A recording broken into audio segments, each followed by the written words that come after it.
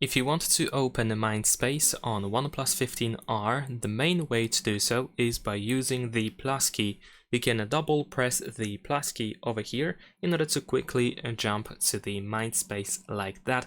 And if it doesn't work for you, you want to make sure that the plus key has the Mindspace assigned to it. So once you open settings, scroll down and go to the plus key. And then over here, make sure that plus to Mindspace is enabled. It is set up in here. Besides that, you can also go to OnePlus AI, and over here we can find the Mindspace, so you can tap on it in order to quickly access it by then tapping on Open Mindspace in here. But besides that, you can also add the home screen shortcut. So if you tap on the home screen shortcut, then you should be able to find the Mindspace app over here on the home screen. You can of course change the position of the shortcut if you want to.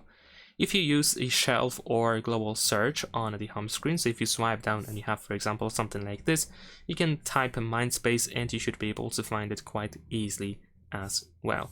And last but not least, you can open settings again, so we can go back to settings, but this time we can choose apps and go to the app management.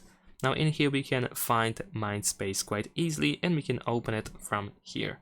And that's it. Leave a like and subscribe.